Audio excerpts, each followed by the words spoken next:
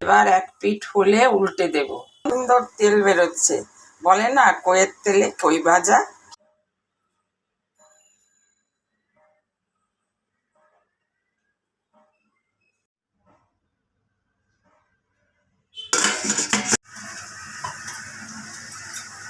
আর বন্ধুরা, আমি বাঙাল শাশুড়ি বৌমা চ্যানেল থেকে করুণা চৌধুরী বলছি। এখন চলে আসলাম রাত্রের খাবারে। ইন্ট্রোটা দিতেই আমি ভুলে যাই। রাত্রের খাবার করলাম বাসি রুটি তো নয়, সকালের রুটিগুলোই জলে ভিজিয়ে একটু কুচি কুচি করে কেটে সব তরকারি দিয়ে করে নিলাম। এই রেসিপিটা আপনাদের একবার আগের ভিডিওতে আছে। রাত্রের খাবার সেরে নিলাম। সোমবার সকাল, মেঘলা আকাশ, রাত্রে প্রচুর কুয়াশা পড়েছে। বিছনাপত্র তুলে নিলাম। সকালবেলায় শীতকালে বিছনা তোলা ওই এক বড় কাজ। এক গাদা জিনিস সব ভাঁজ করতে হয়। চা খেয়ে তারপর এসে বিছনা তুলছি। এরপর রান্না কি করব ভাবছি। আমার হেল্পিং হ্যান্ড চলে আসবে, এরপর ওই কেটে দেবে সব কিছু। ইচ্ছে আছে বেগুন পোস্ত। সকালবেলায় কর্তা জলমুড়ি খেয়েছে, জলমুড়ি বাতাসা। আমিও ব্রেকফাস্টটা সংক্ষেপেই সেরে নিয়েছি। আমি ছাতু মুড়ি কলা খেয়ে নিলাম। তারপর রান্না করলাম বেগুন পোস্ত। বেগুনগুলো লাল করে ভেজে নিয়েছি, একদম ভাজার মতো করে। পোস্তটা বেটে রেখেছি। তারপর কালো জিরে ফোড়ন দিয়ে পোস্তটা ভালো করে কষিয়ে বেগুনগুলো দিয়ে অল্প, বেশি জল না, সামান্য জল দিয়ে ফুটিয়ে নুন মিষ্টি দিয়ে নামিয়ে নিয়েছি। পোস্তর মধ্যে আমরা অন্য কিছু আর দিই না। পোস্ত আর কাঁচা লঙ্কা বাটা আর কালো জিরে ফোড়ন, অন্য কোনো মশলা কখনোই দিই না, তাহলে পোস্তর গন্ধটা চলে যায়। এমনকি আমরা পোস্ততে পেঁয়াজও খাই না, তাহলে পোস্তর গন্ধ চলে যায়। তিল, নারকেল কোড়া, কাঁচা লঙ্কা, নুন, 1 চামচ ময়দা ভালো করে মেখে নিয়েছি। দিকে তেল গরম বসিয়ে অল্প করে, কারণ তেল উঠবে তিল থেকেও। বড়াগুলো সাজিয়ে দিলাম। এবার এক পিঠ হলে উল্টে দেব। দেখুন অটোমেটিক তেল বেরোচ্ছে। তিল আর নারকেল আছে তো। দেখুন এক পিঠ হয়ে গেছে। ফাইনাল লুক দেখাবো হলে। দেখেছেন কিভাবে তেল বেরোচ্ছে নারকেল আর তিলের থেকে। Final look. খেতে বসার আগে নারকেল, পোস্ত, নারকেল, তিল আর কালো জিরা, একটু চালের গুঁড়ো, একটু ময়দা দিয়ে মেখে কটা বড়া করে নিয়েছি। ওগুলো শুধু আমিই খেয়েছি, কারণ কর্তা খায়নি। কর্তা তো পেটের একটু সমস্যা চলছে। আমি করে দুটো এমনি খেয়ে নিয়েছি। এখন ভাতের সঙ্গে খাচ্ছি। ভাতের সঙ্গে আজকেও নিরামিষ করেছি। বেগুন পোস্ত, আলু পেঁপের ডালনা, ডাল আর এই বড়া করেছি। আর চাটনি ছিল, টমেটোর চাটনি। অনেকটা করে রাখি, বেশ কদিন খাই। খাওয়া দাওয়ার পর দুপুরবেলায় বিশ্রাম নিলাম। তখন ফেসবুকের, ইউটিউবের কাজগুলো করি, এডিট করি, ওই সময়টাতেই করি। আর ফেসবুকের সমস্ত রিপ্লাইগুলো দিই এবং ভিডিও দেখি, কারণ আমি কিছুই জানি না, শিখি। ইউটিউব এবং ফেসবুক সম্বন্ধে আমার সেরম ধারণা নেই। সারা দুপুরবেলা খাওয়া দাওয়ার পরে এইগুলো করি। এখন রাত্রে এসে খাওয়া দাওয়া করে নিলাম, বা রাত্রি বাজে 10:30। খাওয়া দাওয়া করে যা ছিল সব ফ্রিজে তুললাম। এইবার যথারীতি ওষুধ খাওয়া, বিছনা করা, তারপর ঘুমানো।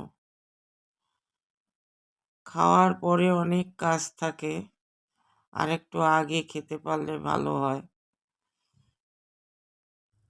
কথা টিভি দেখে আমি এই মোবাইল নিয়ে সমস্ত ফেসবুক এবং ইউটিউবের এগুলো দেখি, প্রত্যেকের কন্টেন্ট, ব্লগ।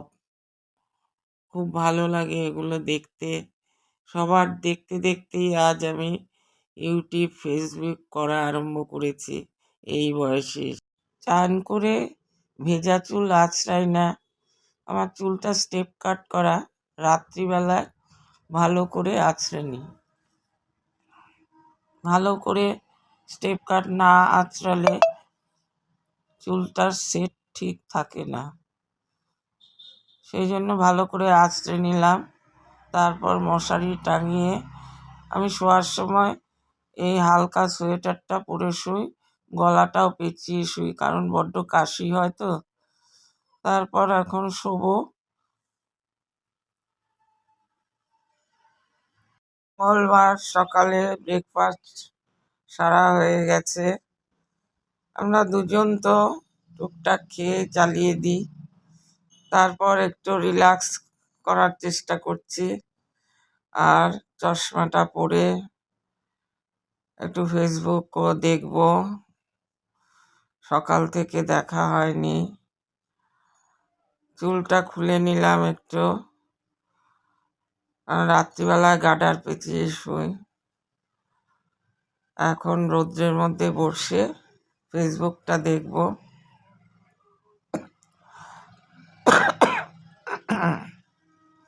শরীর বেশি ভালো না, সর্দি কাশি ছাড়ছেই না। দেখুন চুলটা এখনো বজায় রেখেছি, কারণ এত টাকা দিয়ে চুল কেটেছি। চুলটা যদি বজায় না রাখি তাহলে কি করে হবে?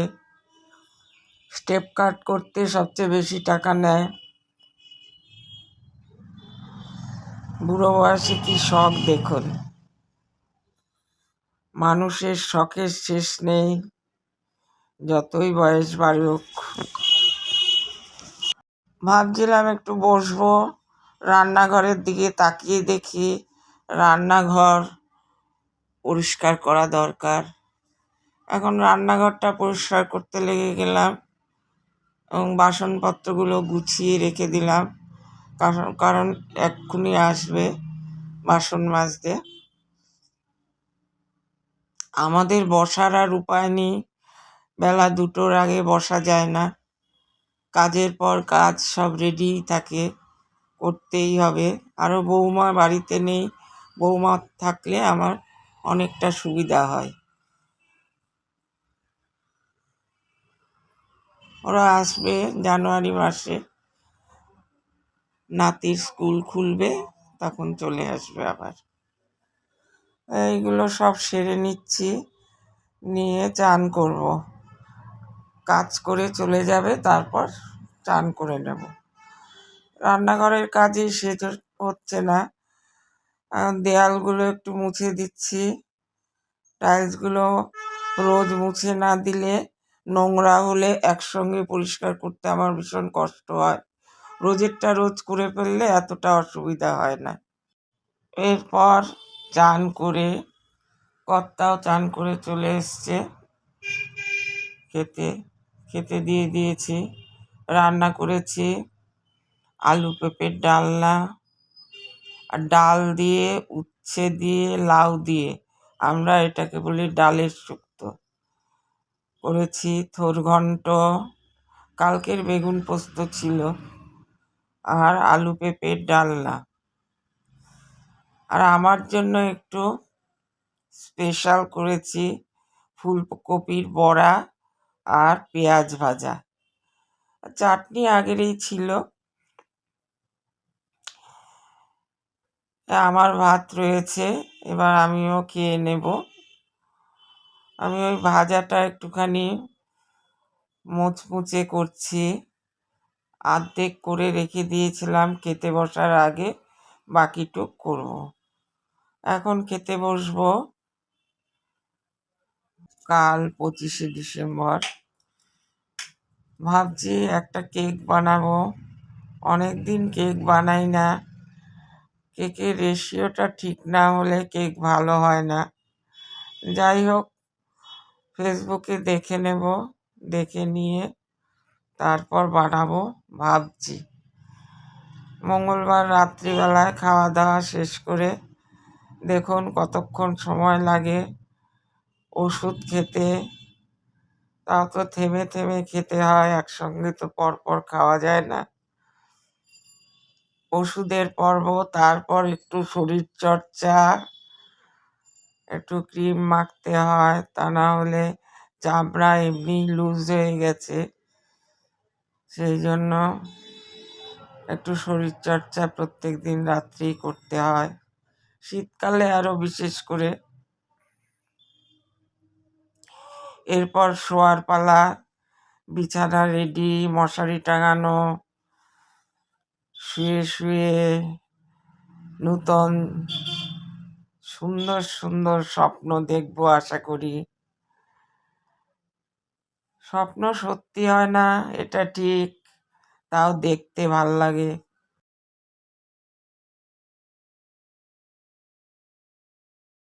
বন্ধুরা, ভিডিওটা এখানেই শেষ করছি। শুভ রাত্রি, ভালো থাকবেন, ভালো রাখবেন।